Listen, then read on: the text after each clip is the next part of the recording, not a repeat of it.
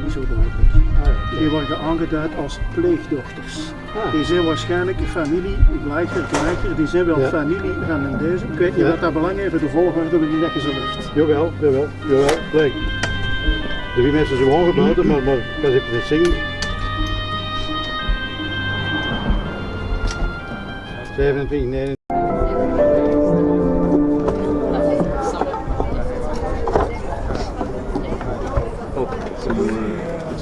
Hello everybody. Hello everybody. Nobody is hearing. Can you hear me? You can. Okay. Hello everybody. So we now stand at the fourth home of the 5 where we will have commemorations today. Welcome friends, relatives, neighbors, volunteers. Thank you so much for joining us. Now, I was going to speak very briefly, but then Noah, our historian, told me of the physical reality whereby in this home, where my aunt Esther, known as Erna Reinhold-Führer, Izak Wolf Gleicher, and their son Hirsch and their daughter, we know very little of their life. But suddenly Noah says, and you know, my parents, her grandparents, lived next door. And then they moved just over there, and they saw the Aktia, the trucks. These were moving trucks of a big company that was still, I don't know if it still works, it was still working when I was a girl, one big moving company, where Jews were taken from the homes. Arthur Pierre, the company, the trucks were here. My mother was watching from the window as her sisters-in-law, brothers-in-law, and friends were taken away and taken to this place. And it adds, I think, to the reality where all of us have come from so many places, wondering sometimes, maybe, is it really worth coming? And so many came. It's really, I think we all understand and feel the realities that were here in a much more direct and painful way.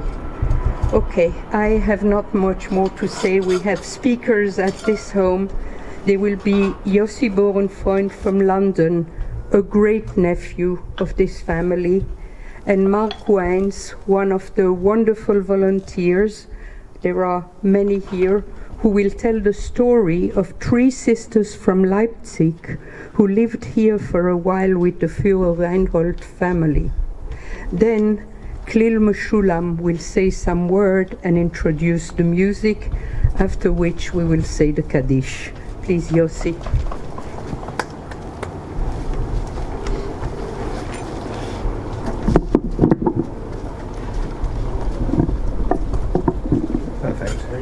Very close. Thank you very much. I'm Yossi Bauerenfreund, as you heard. I'm the great nephew of the people who lived here. I was recently in the cemetery where my grandparents are buried in London. And as I stood by their graves, I read the inscriptions on their headstones, as I had on many occasions previously. Beneath the moving words describing their personalities and characters, which always remind me of them when I read them, is another sentence which, to be honest, I have not given much thought of to previously.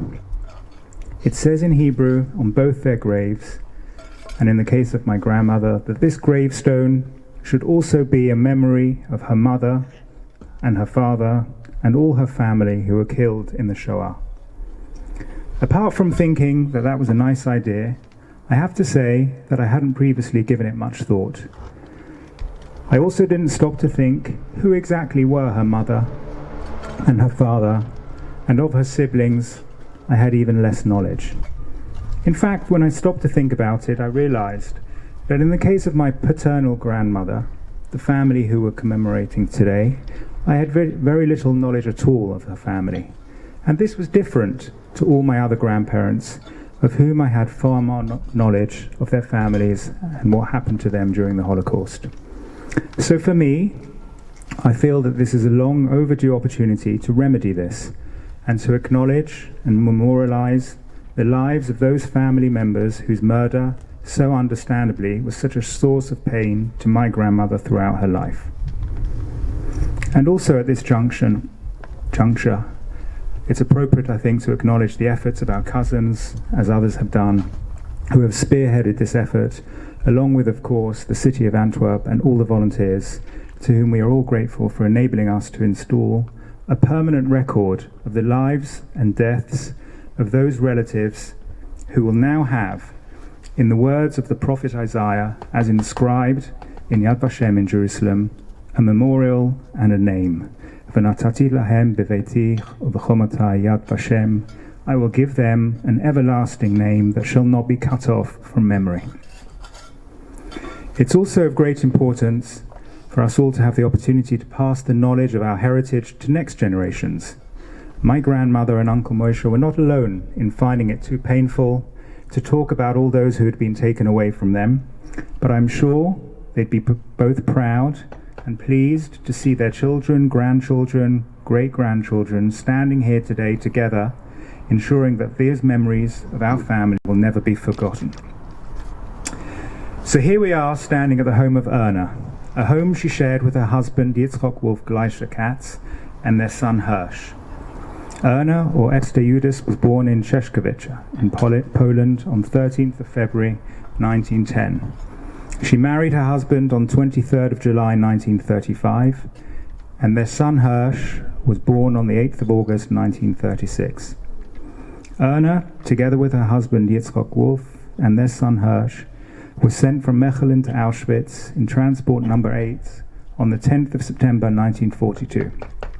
And also in the transport were Paula and Rachel Katz, relatives of Yitzchak Wolf, who also lived here with them. We are forced to speculate about their lives, as we know very little firsthand. We know that Abush and Silke Fulero, as we've heard, came to Antwerp to escape persecution in Poland, and we know that in the years following their arrival in Antwerp, their family developed, another child was born, my grandmother, and all the children got married, had their families, and we could say they probably lived a normal, if there is such a thing, typical Jewish life. Until, of course, that all came to a shattering end on 8th of September 42, after which there was no more story.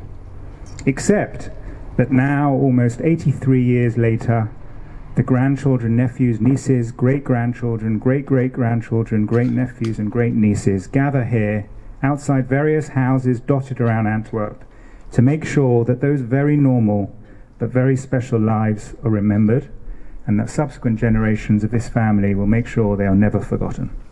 Thank you.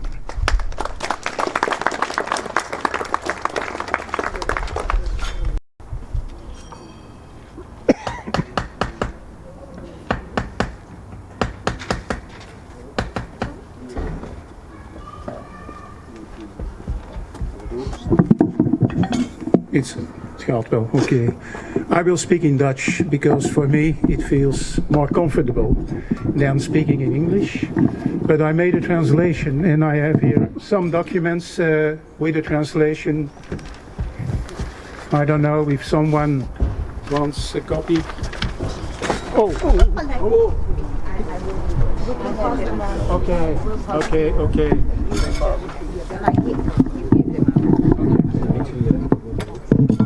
Ja, die had First of all, Annette, the moving company was Arthur Pierre. There were more companies who were guilty, let us say, but Arthur Pierre was the most important. And the director of Arthur Pierre, after the war, is condemned for his collaboration with the German occupier. Okay. Not so long, 4 or 5 years, I think. But now in Dutch. Ja, hier het huis in de Euterpestraat. Daar woonde dus niet alleen, zoals we er net gehoord hebben, de familie Izak, Gleicher, Ester Jüdes en hun jonge zoontje Hirsch. Maar er woonden ook 2 meisjes, Rachel Katz Gleicher en Perl Paula Katz Gleicher. Hun gezin woonde in Leipzig. Vader, moeder, 3 dochters en dan nog een tweeling, een jongen en een meisje. Wat er met vader en moeder gebeurd is en met de jonge tweeling, dat weten we niet. We weten alleen iets over de 3 meisjes die hier naar Berchem zijn gekomen. Ze zijn uit Leipzig gevlucht na de Kristalnacht van 8 november 1938, toen er in Leipzig vreselijk werd huisgehouden. Toen al werden in Leipzig meer dan 500 Joodse mensen gearresteerd, waarvan meer dan de helft toen al werd weggevoerd naar het kamp in Buchenwald. En die pogrom, want ik denk dat we dat zo mogen en moeten benoemen, die pogrom was voor de familie het zijn om te vluchten uit Leipzig. Rachel, een meisje van toen 11 jaar denk ik, en haar jonge zusje Perl Paula, 9 jaar, die zijn blijkbaar in hun eentje van Leipzig hier terechtgekomen in Berchem. En ze zijn opgevangen in dit gezin. De familierelatie is niet heel duidelijk. Ik heb gezocht, maar ik heb het niet gevonden. Het enige wat ik vond, en dat is waarschijnlijk toch, dat wijst wellicht toch op een band. Katz Recta Gleicher en Izak Gleicher, wellicht is daar toch een familieband. Zij noemde hem zelf oom. Maar op de documenten die ik terugvond van de Jodenvereniging, of van de Vereniging van Joden in België, een document dat in 1942 werd opgesteld, werden zij benoemd als pleegdochter, fosterdaughters. Maar hoe dan ook, Izak en Ester Jüdes hebben denk ik heel goed voor die kinderen gezorgd. Ze hebben gezorgd dat ze school konden lopen. Ze hebben school gelopen in een gemeentelijke basisschool in de Kaleinstraat in Antwerpen. Maar helaas, die school heeft geen archieven meer. Dus ook daar kon ik niet veel terugvinden. Dus wat er zich in die periode van 1938 heeft afgespeeld tot het moment waarop ze werden opgepakt in 1942, daarover weten we heel weinig. We weten alleen dat ze bij die fatale razzia van augustus 42 werden opgepakt en samen met hun, ik noem het dan maar pleegouders en hun pleegbroertje, werden opgepakt, gedeporteerd naar de kazerne in Mechelen, de dozijnkazerne, en van daaruit met het transportnummer, die moet ik even spieken, het transportnummer 8, met de nummers 74, 75, 76, 77 en 78 werden al de mensen die hier woonden geregistreerd en gedeporteerd met transportnummer 8 naar Auschwitz. Het is heel goed mogelijk dat Izak, zeg ik dat juist? Izak, dat hij nog dwangarbeid heeft moeten verrichten. Want dat is het cynische natuurlijk, heel cynisch van de Duitsers. Zij hadden nood aan werkende handen. En mensen die konden werken, werden nog verplicht om dwangarbeid te verrichten, forced labor. En waarschijnlijk of mogelijk heeft Izak dat nog moeten doen, maar Ester Jüdes en de kinderen zeker niet. Zij zijn bij aankomst, dat mogen we als een vaststaand feit aannemen, jammer genoeg meteen naar de gaskamers gevoerd in Auschwitz en daar vermoord. Maar niet alleen Rachel en Paula, Recta, Perl Paula, zo moet ik het zeggen, waren uit Leipzig gevlucht, maar ook hun oudere zus, Mania, over wie we tot voor kort eigenlijk van haar bestaan niet wisten, niet afwisten. Perl Paula is met een groep jonge Duitse kinderen de Duitse grens kunnen oversteken naar België. Ze hadden daarvoor de toelating van de Belgische regering. Als we dan de documenten verder lezen, staat daarin, in afwachting van hun uitwijzing.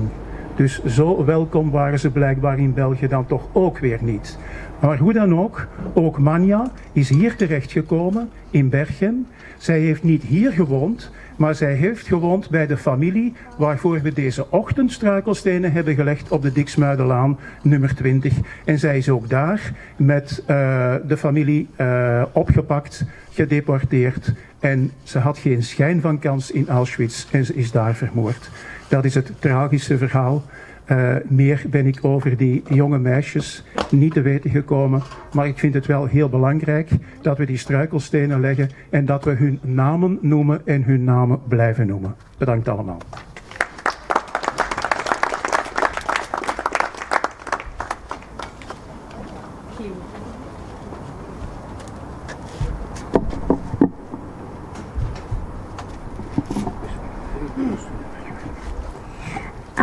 My mom is going to play for us the tune of the song. My mom is going to play for us the tune of the song Ani Ma'amin by Shaul Janichovsky. My grandgrandma used to love this song. It talks about belief in the mankind and belief that there will be a good future for the world and for our people.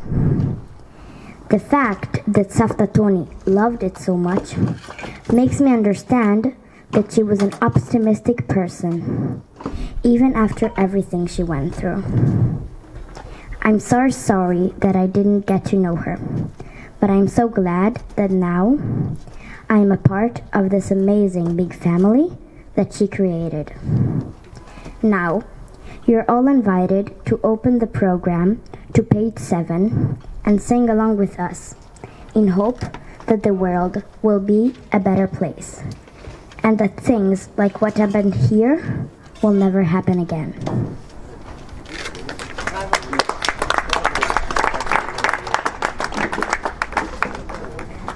You have also in the WhatsApp, in the family group, the words, the lyrics, if you don't have it in the program.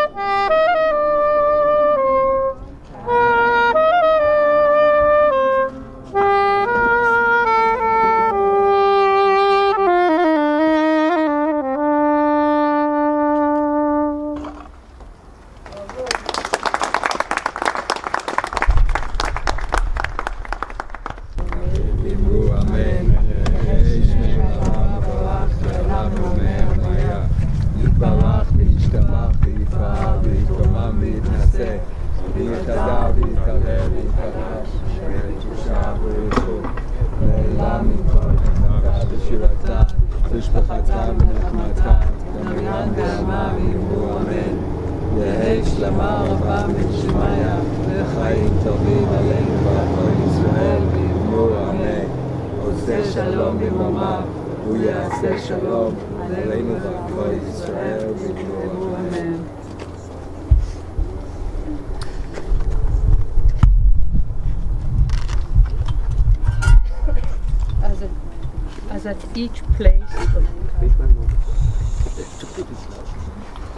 As at each place, you're invited to put some stones on the Struikelstenen, and we will then move on to Talia Street 66, which is not far. First to the right.